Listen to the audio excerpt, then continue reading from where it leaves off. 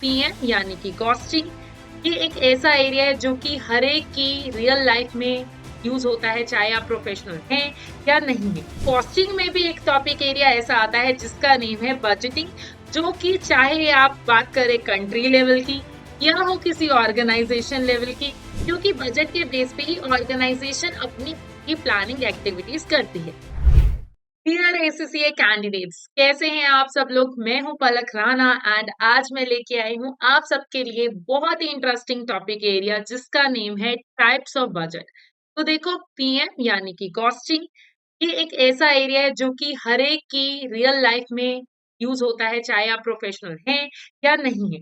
हमें पता नहीं होता बट हम कॉस्टिंग हर बेसिक छोटी छोटी बातों पे करते हैं। अब उस कॉस्टिंग में भी एक टॉपिक एरिया ऐसा आता है जिसका नेम है बजटिंग, जो कि चाहे आप बात करें कंट्री लेवल की या हो किसी ऑर्गेनाइजेशन लेवल की या फिर घर में छोटे मोटे पार्टीज या फिर मैरिज की। तो इन सब एरियाज में जो सबसे इम्पोर्टेंट एरिया आता है, पहले ये डिसाइड करना कि बजट क्या है, कितना है, एंड उसी बजट के बेस पे हम जो है आगे प्रोसेस करते हैं। उसी के बेसिस पे हम जो है आगे डिसाइड करते हैं कि कैसे कभी कोई इवेंट प्लान किया जाए, किसी नए प्रोडक्ट को कैसे मैन्युफैक्चर किया जाए या फिर किसी न्यू प्रोसेस में जाया जाए। तो ये सारे एरियाज डिपेंडेंट होते हैं बजट पे। अब बजट तो है, बहुत इंपॉर्टेंट है, बजट क्या है एंड बजट किस बेस पे डिसाइड किया जाता है, कौन कौन से मेथड्स होते हैं बजट्स के रिगार्डिंगली। तो ये बहुत सारे की एरियाज हैं एंड आज हम डिसाइड करते हैं वही वाले की एरियाज एंड उन्हीं की एरियाज के ऊपर जो है करते हैं एक बहुत ही अच्छी सी डिस्कशन। तो बच्चों, टॉपिक का नेम है टाइप्स ऑफ बजट, यानी कि बजट की बहुत सारी टाइप्स हैं। तो पहले सबसे पहले बात ये समझते हैं कि ये बजट क्या होते हैं एंड बजट का कैसे कैसे यूज।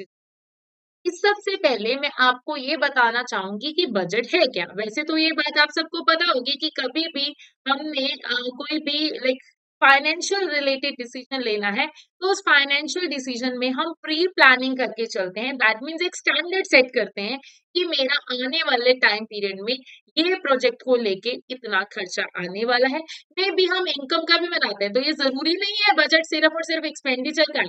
बजट इनकम का भी होता है, सेल बजट होता है, परचेज बजट होता है, एक्सपेंडिचर बजट होता है, तो बहुत सारे कैटेगरीज के बजट होते हैं एंड वो जरूरी है क्योंकि बजट के बेस पे ही ऑर्गेनाइजेशन अपनी की प्लानिंग एक्टिविटीज करती है।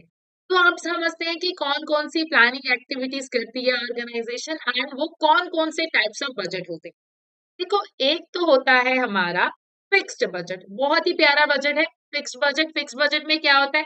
देखो, सबसे इजी मेथड होता है ये बजटिंग का। दैट मीन्स कि एक सिंगल लेवल ऑफ आउटपुट पे हम जो है ये बजट डिसाइड कर देते हैं एंड फिक्स्ड फिक्स का मीनिंग ही क्या होता है कि वो फिक्स है। दैट मीन्स वो चेंज नहीं होगा। दैट मीन्स कि मैंने सोचा था 10,000 यूनिट बनेंगे एंड वो 10,000 यूनिट के हिसाब से ही बना दिया। तो आप जैसे सपोज किया, मैंने सोचा था कि मैंने कोई भी लाइक इवेंट क्रिएट करना है। उस इवेंट पे मेरे को मार्केट, जैसे मैं एक रेस्टोरेंट ओपन कर रही हूँ, सपोज करो मैं एक रेस्टोरेंट ओपन करने का प्लान किया एंड उस रेस्टोरेंट के लिए मैंने प्लान आउट किया कि मैक्सिमम टू मैक्सिमम मैंने 5 लाख का खर्चा जो है उसकी एडवर्टाइजमेंट में करना है। तो वो क्या हो गया मेरे लिए? फिक्स्ड बजट हो गया कि नो मैटर व्हाट मैंने 5 लाख की एडवर्टाइजमेंट का खर्चा करना है उस प्रोडक्ट की या उस ब्रांड की एडवर्टाइजमेंट। तो देखो, इसका सबसे बेस्ट बेनिफिट क्या होगा? तो ऑलरेडी फिक्स है, तो इसमें एक्स्ट्रा मेहनत हम नहीं कर रहे हैं। तो इसीलिए ये क्या है? सिंपल है, इजी टू ऑपरेट। अब अगर ये सिंपल है, इजी टू ऑपरेट है, तो इस वाले केस में हमारे पास क्या आएगा? मुझे पता है कि मैंने 5 लाख ही खर्च करने हैं, उससे ज्यादा नहीं, उससे कम नहीं। मुझे पता है मैक्सिमम यही है, तो वो क्लैरिटी रहेगी। But on the other hand, अगर मैं बात करूं, देखो हर सिनारियो है, हर बात के पॉजिटिव साइड भी होती है, हर बात की नेगेटिव साइड भी होती है। तो पॉजिटिव साइड तो मैंने बोल दिया कि हाँ ये फिक्स है। अब अगर मैं बात करूंगी नेगेटिव साइड को लेके, तो नेगेटिव साइड में यहाँ पर क्या आएगा कि यस कि मैंने तो बोला था कि मेरा 5 लाख का खर्चा करना है। 5 लाख का खर्चा मैंने ये सोचा था कि यस ये हो गया 10,000 यूनिट्स के बेस पे। बट अगर बाय चांस ये यूनिट्स जो है 8,000 हो गए या फिर 15,000 यूनिट्स। अब इस वाले केस में ये जो है मतलब कि एक्टिविटी लेवल मेरा चेंज हो रहा है, तो पर यूनिट कॉस्ट मेरी जो है वेरी कर जाएगी। तो ये वहां पर सूटेबल नहीं रहेगा जहां पर मेरे एक्टिविटीज जो है बहुत ज्यादा चेंज कर रहे हैं। तो उस वाले केस में मेरे लिए फिक्स्ड बजट जो है जो होता है रेलेवेंट नहीं होता है। तो अब ये कहाँ पर होगा? पहली बात, फिक्स्ड नाम ही है तो वहां पर सुटेबल रहेगा जहां पर मैं एक तो प्रिडिक्ट कर सकती हूँ कि इतना मतलब इतना ही है, एंड दूसरी बात मेरा ऑपरेशन स्टेबल है। तो अगर ऐसा कुछ होगा तो मेरे लिए सही रहेगा, अदरवाइज सही नहीं रहेगा। अब आगे चलते हैं, और कौन सी कैटेगरीज ऑफ बजट है मैम? तो अगली कैटेगरी ऑफ बजट होती है मेरी फ्लेक्स्ड बजट। Flexed, flexed. अब फ्लेक्स्ड कैसे बना? फ्लेक्सिबल प्लस फिक्स्ड, दोनों का कॉम्बो। तो बेसिकली ये क्या है, मैंने क्या किया, अभी मेरे फिक्स्ड बजट में कुछ कमियां थी, अब हमारा काम क्या होता है, कमियों से सीखना, सुधारना उसको। तो दैट मीन्स कि मैं क्या करूंगी, मेरा एक्चुअल लेवल ऑफ आउटपुट देखो 10,000 यूनिट आया, बट मैंने जो है बजट प्लान किया था, सपोज करो स्टैंडर्ड जिसको हम बजट भी बोलते हैं, तो मेरा स्टैंडर्ड और बजट मैंने सोचा था 8,000, और एक्चुअल में मेरा बजट कितना आया, 10,000। मतलब एक्चुअल में जो है ये यूनिट जो है मेरे कितने आए, 10,000। तो अब फ्लेक्स्ड बजट में मैं क्या करती हूँ कि मैं ये सोच के चलती हूँ कि अगर ये बजट मैंने सोचा होता कि 10,000 यूनिट ही बनते जितने की एक्चुअल में बने हैं, तो उस बेस पे मेरा बजट कितना होता। मतलब कि मैं एक्चुअल जो आया उसी को ही मैं अपना प्लान सोच रही हूँ कि अगर मैंने प्लानिंग ही पहली गो में उस रेट पे या उस बेस पे की होती तो कितना आता। तो दैट इज मेरा फ्लेक्स्ड बजट। तो देखो फ्लेक्स्ड बजट क्या होता है, is adjusted according to the actual output level. Example, a manufacturing firm initially budgeted for 10,000 units, but adjust the budget when actual production is 12,000 unit. मैंने 8,000 से लिया यहाँ पर 10,000 या 12,000 की फिक्स। अब इसका सबसे बेस्ट एडवांटेज क्या होगा, देखो जब मैं एक्चुअल सिनारियो को लेके बना रही हूँ, मेरे को ये पता चल जाएगा कि मेरी परफॉर्मेंस कैसे रहेगी। अगर मैंने पहली गो में 10,000 के अकॉर्डिंगली बजट बनाया होता तो खर्चा कितना होता, और अब एक्चुअल में कितना हो गया, तो कम हुआ ज्यादा हुआ, मैं कंपैरिजन कर पाऊंगी कि मेरी सिचुएशन वर्स्ट हुई या मेरी सिचुएशन बेटर हुई। तो दैट इज मेरे लिए एडवांटेज। अब इसमें क्या होगा, क्या इसका एडवांटेज है, मेरी परफॉर्मेंस ज्यादा एक्यूरेटली होगी, एंड इसको मैं किस लिए यूज कर पाऊंगी, वेरिएंस एनालिसिस। वेरिएंस एनालिसिस किसको बोलते हैं, गैप एनालिसिस। ठीक है, वेरिएंस एनालिसिस किसको बोलते हैं, गैप एनालिसिस। इसके बेस पे मैं क्या कर रही हूँ, गैप डिफाइन कर। अब इसी का ही अगर मैं बात करूं डिसएडवांटेज की, तो बजट के केस में हमारे पास देखो मैंने जैसे ऑलरेडी बोला हर सिचुएशन की पॉजिटिव साइड भी है, नेगेटिव साइड भी है। अब देखो, जब मैं पहले से ऑलरेडी कोई सिनेरियो फिक्स्ड है, उसको मैं एक्चुअल सिचुएशन के अकॉर्डिंगली चेंज करूंगी तो कहीं ना कहीं कम्प्लेक्सिटी नहीं आएगी। तो एक तो बात यह है कि ये कम्प्लेक्स कैलकुलेशन आ जाएंगी, थोड़ा सा ट्रिकी हो जाएगा, एंड अब देखो कम्प्लेक्सिटी है तो टाइम तो ज्यादा लगेगा ही ना, तो इसमें थोड़ा सा टाइम कंज्यूमिंग।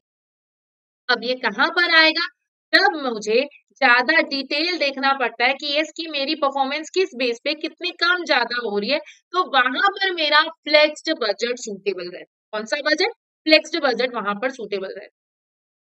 चलिए, तो ये तो होगी मेरी बात फ्लेक्स्ड की, फिक्स्ड की। अब चलते हैं आगे। अगला सिचुएशन क्या है मेरे पास, एक्टिविटी बेस्ड बजटिंग। कौन सा बजटिंग, एक्टिविटी बेस्ड बजटिंग। बहुत ही प्यारा एंड अगेन इंपॉर्टेंट एरिया में से है, बहुत ही इंपॉर्टेंट एरिया है। राइट, वैसे तो सारा कुछ इंपॉर्टेंट है, बट ये कुछ कहीं किसी तरीके से एक्चुअली हमारे पास एक कंसेप्ट होता है ए बी सी, वो भी इंपॉर्टेंट है, ए बी बी, एंड एक और कंसेप्ट होता है ए बी एम। ये तीनों लिंक्ड एरियाज हैं, एंड तीनों में से एक तो पक्का पक्का पेपर में टेस्ट होता है, यहाँ पर भी, इवन एपीएम में भी। अब देखो ए बी बी क्या है उसको समझते हैं, एक्टिविटी बेस्ड बजटिंग। तो देखो एक्टिविटी बेस्ड बजटिंग क्या करता है, फोकस करता है एक्टिविटी दैट इंकर cost instead of cost centre. अब ये क्या बोला मैम, कॉस्ट सेंटर क्या क्या क्या, तो देखो एक्टिविटी बेस्ड बजटिंग, मैं बजट बना रही हूँ based on number of activities. अब देखो बेसिकली मेरे को क्या देखना है, कभी भी कोई भी बिजनेस है ये कब कब ज्यादा सूटेबल होता है, पहले ना मैं वहां पर बात करूंगी फिर इसको समझाऊं। एक ऐसा बिजनेस है जहां पर सिर्फ एक ही तरह का प्रोडक्ट बन, एंड दूसरी तरफ एक ऐसा बिजनेस है जहां पर मल्टीपल टाइप्स ऑफ प्रोडक्ट बन। जहां पर बन रहे हैं मल्टीपल टाइप ऑफ प्रोडक्ट, वहां पर मल्टीपल टाइप ऑफ एक्टिविटीज होंगी, वहां पर ओवरहेड्स भी मल्टीपल टाइप के होंगे। तो उस केस में पे ये देखना है कि किसी पर्टिकुलर एक्टिविटी से कितनी कॉस्टिंग अराइज हो, ताकि मैं कॉस्ट का एलोकेशन हर एक्टिविटी के बेस पे सही तरीके से कर दूं कि अच्छा पेंटिंग में इतना खर्चा आ रहा है, मशीन में इतना आ रहा है, प्रोसेसिंग में इतना आ रहा है, ताकि हर खर्चे को मैं उसकी एक्टिविटी के बेस पे डिवाइड कर पाऊं एंड मुझे समझ में आ जाए कि कौन सी एक्टिविटी एक्सपेंसिव है एंड जिसके कारण कल को अगर मुझे खर्चा कम करना है, देखो अल्टीमेटली हम क्यों करते हैं कि मुझे अपना कॉस्ट कम से कम करना है एंड मुझे अपनी प्रॉफिटेबिलिटी बढ़ानी है। अगर मैं ये देखना चाहती हूँ कि कौन सी एक्टिविटी में कितना खर्चा आ रहा है, उसी के बेस पे मैं उसी एक्टिविटी पे वर्कआउट करूंगी, then this will be more beneficial for me ना। तो यस, मैं क्या कर रही हूँ, एक्टिविटी के ऊपर फोकस कर रही हूँ इंस्टेड ऑफ कॉस्ट सेंटर। मैं इकट्ठे इकट्ठे कॉस्टिंग गेन नहीं कर रही। तो जैसे कि a company identify activities like order processing, machine setup, ये सारे काम हमारे हो रहे हैं, तो उन्हीं के बेस पे मैं देख लूंगी कि अच्छा मुझे कहाँ पर कंट्रोलिंग कर, एंड ये किसके ऊपर बेस्ड है, एक्टिविटी बेस्ड कॉस्टिंग के ऊपर।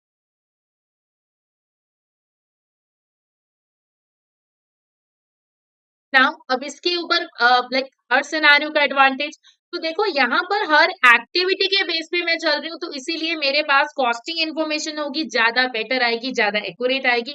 Encourage efficiency and cost reduction, तो इससे क्या होने वाला है, मेरा एफिशिएंसी लेवल बढ़ेगा, मेरी कॉस्ट जो होगी कम होगी। तो these are the advantages of ABB। अब डिसएडवांटेजेस की बात करते हैं। तो डिसएडवांटेज क्या है इसका, सबसे बड़ी बात कि बहुत बार क्या होता है हमारा यहाँ पर कॉम्प्लेक्स चीज, complex as in like you know, क्यों, क्योंकि देखो इतनी सारी एक्टिविटीज के बीच में इसको डिवाइड करना, देन फिर उसके बाद डेटा रिट्रीव करना, तो कहीं ना कहीं ये ना बहुत ज्यादा कॉम्प्लेक्स हो जाएगा एंड जहां पर कॉम्प्लेक्सिटी आएगी वहां पर टाइम तो एक्स्ट्रा लगना ही लगना है, ये हमारा एक मेजर एरिया है। तो ये अब कहाँ पर सूटेबल होगा, जहां पर मेरे ओवरहेड्स बहुत ज्यादा है, खर्चा ज्यादा है, ऑलरेडी हमने डिस्कस कर लिया था, एंड अगेन मेरे पास एक्टिविटीज इतनी सारी हैं जो कि नॉन वैल्यू एडिड है, तो मुझे ये डिसाइड करना है कि कौन सी एक्टिविटी मेरे लिए वैल्यू एडिड या वैल्यू क्रिएशन करेगी, तो मैं उसके ऊपर ज्यादा फोकस। तो के साथ हमारा ABC एरिया भी डन हो गया। ठीक है मैम। अब मैम ABC हो गया, हमारा फ्लेक्स बजट हो गया, फिक्स्ड हो, और मैम और बजट्स के बारे में बताओ। ठीक है, देखिए बहुत सारी कैटेगरीज ऑफ बजट्स हैं हमारे पास। तो एक मेथड होता है मेरे पास इंक्रीमेंटल, मैं नाम को, मैं कई बार ना हमारे पास, एंड कॉस्टिंग बहुत ही प्यारा सब्जेक्ट है, मैं बच्चों को बोलती हूँ कॉस्टिंग में एक बात बहुत अच्छी है कि क्वेश्चन ही आपको बताता है कि आपको क्या करना है, अगर आप क्वेश्चन को ध्यान से पढ़ लो। कॉस्टिंग इसीलिए सबसे प्यारा सब्जेक्ट है। अब कॉस्टिंग के कुछ कंसेप्ट ऐसे हैं, नॉट ओनली कॉस्टिंग, वैसे कुछ सब्जेक्ट्स और भी ऐसे हैं जिनमें ना वर्ड को ब्रेक करो, आपको अपने आप ही मीनिंग समझ आ जाएगा। अब उसमें से एक जैसे ये वर्ड है इंक्रीमेंटल वर्ड। ठीक है, इंक्रीमेंटल मतलब कि एडिशनल। तो अब मैं यहाँ पर क्या कर रही हूँ कि मैं ना इंक्रीमेंट मतलब क्या कर रही हूँ, पिछले साल का बजट लिया, मुझे पता है कि हर साल इन्फ्लेशन 3%, 5%, 10% ऐसा चल रही है और वो हम ट्रेंड बेस पे चलते हैं। तो मैंने पिछले साल का डेटा लिया, उसमें इंक्रीमेंट कर दिया, यानी कि एडिशन कर दिया, दैट इज मेरा इंक्रीमेंटल बजटिंग। और देखो क्या किया, कुछ भी नहीं किया ना, पिछले साल का डेटा लिया, उसमें एडिशन किया, addition based on the rates. तो ये इसीलिए बहुत इजी मेथड है, बहुत ज्यादा इजी है, कुछ नहीं किया, मेहनत नहीं की। तो yes, this method adjusts the previous year budget by a fixed percentage or amount, like you know, may be based on the inflation.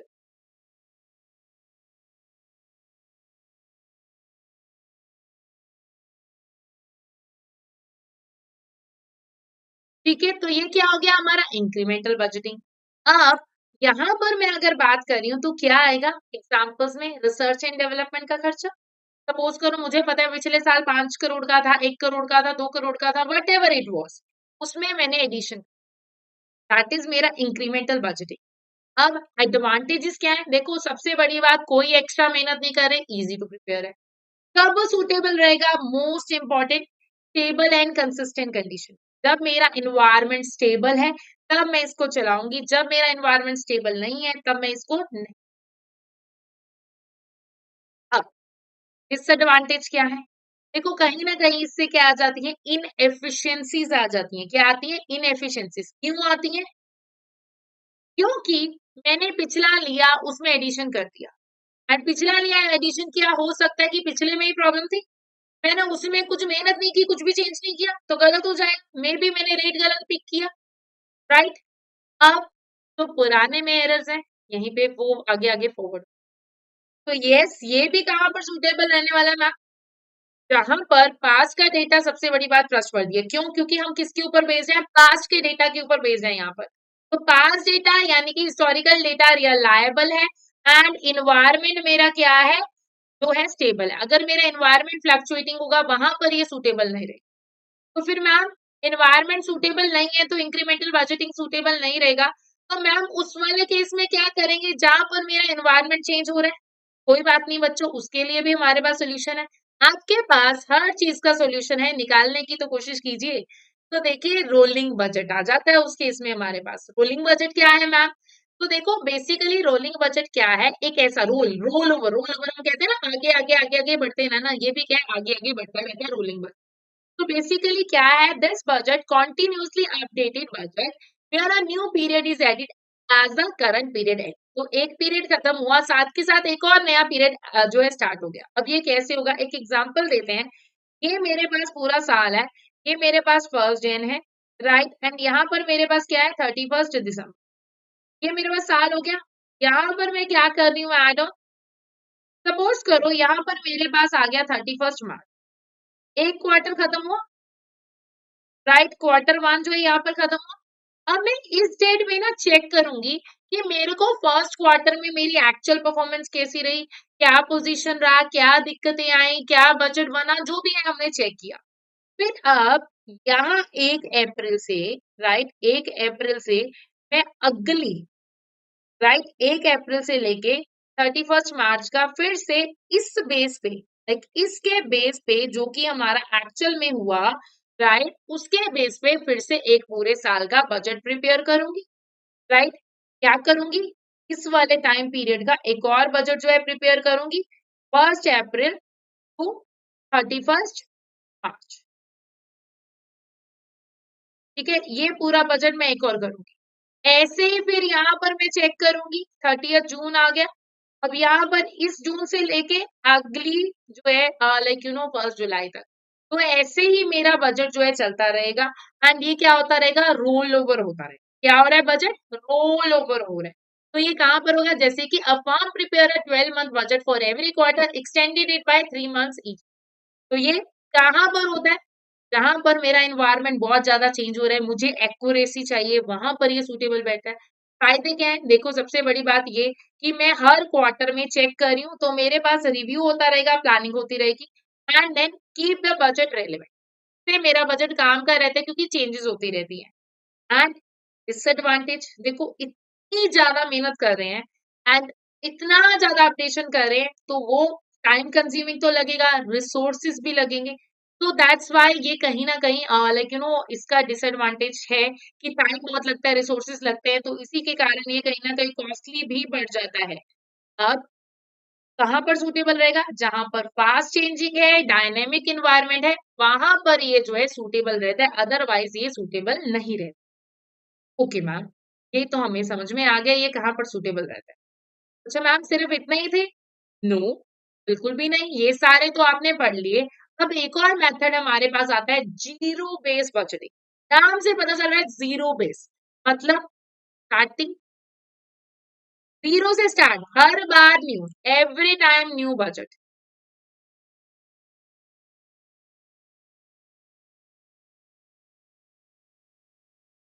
Every time new budget is being prepared. So देखो basically every budgeting cycle start from zero. All expenses must be justified. मतलब तुम्हें हर बार देना है कि अच्छा अब मुझे ये पैसे क्यों चाहिए, जवाब दो। क्यों ये एडवर्टाइजमेंट का खर्चा होगा, क्यों ये मार्केटिंग का खर्चा होगा, क्यों ये रिसर्च का खर्चा होगा, हर बार आपको बताना पड़ेगा कितना खर्चा क्यों। तो दैट मीन्स कि पिछले साल आपने 1 करोड़ पे एक्सपेंडिचर किया, सपोज करो ट्रैवलिंग पे या फिर वेकेशन पे, वट एवर इट इज, अब क्यों चाहिए, स्टार्टिंग से बताओ। ठीक है, अब इसका सबसे बड़ा फायदा क्या है, देखो जब मुझे हर कॉस्ट को जस्टिफाई करना पड़ेगा, तो मुझे पता है फालतू के खर्चे मैं ऐड ऑन नहीं कर सकती। तो दैट्स वाई मेरी अननेसेसरी स्पेंडिंग इसमें बच जाएगी, एंड मेरा जो होगा ये कॉस्ट इफेक्टिव होगा। क्या होगा, मोर कॉस्ट इफेक्टिव होगा, फायदा ज्यादा होगा।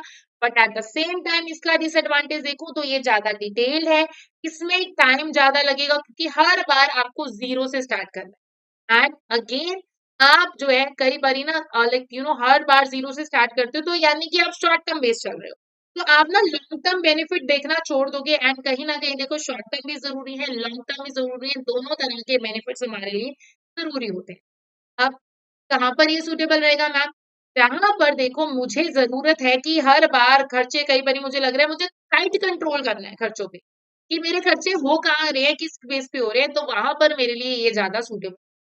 ठीक है, जब मुझे कॉस्ट कटिंग करनी है एंड मुझे अपने खर्चों को इवेल्युएट करना है, वहां पर ये सूटेबल। तो ये हो गए हमारे अब तक के सारे बजट्स। तो अगर मैं सबको समराइज करूं तो मेरा फिक्स्ड बजट कहां पर होगा सूटेबल? जहां पर मेरा स्टेबल एक्टिविटी लेवल होता है, बहुत ही ज्यादा सिंपल है। बट अगेन डिसएडवांटेज क्या है कि ये अपने आप में चेंज नहीं होता, तो इसमें इनफ्लेक्सिबिलिटी रहती है। फ्लेक्स्ड बजट कहाँ है? जहां पर मेरा एक्टिविटी लेवल वेरी करता रहता है। क्या वेरी करता है? Activity level. तो वहां पर हम यूज कर सकते हैं एंड इसी के कारण एक्टिविटी लेवल वेरी करेगा तो मैं इसको ज्यादा एक्यूरेट और सही तरीके से इंफॉर्मेशन दे सकती हूँ। एंड बट अगेन जितना इसमें मेहनत करनी पड़ेगी कम्प्लेक्स है। एक्टिविटी बेस्ड बजट हर कॉस्ट ड्राइवर कहाँ से वो कॉस्ट आ रही है, कौन कौन सी एक्टिविटीज की बेस पे है मैं कर रही हूँ, एंड दैट्स व्हाई ये प्रिसाइसली आता है। बट अगेन टाइम ज्यादा लगता है। इंक्रीमेंटल बजटिंग कहाँ पर होता है? जहां पर मेरा डेटा पुराना है एंड अगेन स्टेबल इन्वायरमेंट रहता है, ज्यादा चेंजेस नहीं है। एंड मैं यहाँ पर एडवांटेज क्या है? इजी है, कंसिस्टेंट है and but at the same time हम क्या कर रहे हैं, जस्ट इंक्रीमेंट्स कर रहे हैं, इतना काम का हो सकता है हो ही ना। रोलिंग बजट कहाँ पर यूज करेंगे मैम? तो देखो rolling budget roll over change हो रहा है, जहां पर मेरा एनवायरनमेंट डायनेमिक है, चेंज हो रहा है, बार बार प्लानिंग करनी है, वहां पर ये लेके आऊंगी। एंड एडवांटेजेस क्या है? ऑलवेज अपडेटेड, मतलब मैं इसको हर बार इसको अपडेट करके चल रही हूँ। एंड डिसएडवांटेजेस क्या है? Resource intervention. ठीक है, क्यों? क्योंकि मेरे को लाइक बहुत बार इसको बार बार चेंज करती रहूंगी तो मेरे रिसोर्स जो है कहीं ना कहीं वेस्ट हो। लास्ट मेरा जीरो बेस्ड बजटिंग रीवैल्यूएशन, मतलब सारे एक्सपेंडिचर को मैं रीवैल्यूएट करती हूँ इसमें। एंड अगेन इसी के कारण इनएफिशिएंसीज दूर हो जाती हैं। बट देखो फायदा है तो नुकसान भी है, इतना टाइम भी लगेगा। तो ये सारे मेरे अब तक के बजट्स हैं एंड आई होप आपको सारे बजट्स की टाइप क्लियर हो गए, कौन सा बजट कहाँ पर यूज करना है, कब क्या किस बेनिफिट का है एंड किसी मेथड का क्या डिसएडवांटेज है, ये सारे डिफरेंट डिफरेंट मेथड्स हैं। तो इसी के साथ हमारी आज का सेशन हुआ ओवर एंड हम ऐसे ही बहुत सारे टिप्स एंड सेशन जो है लेके आते रहेंगे। Thank you guys.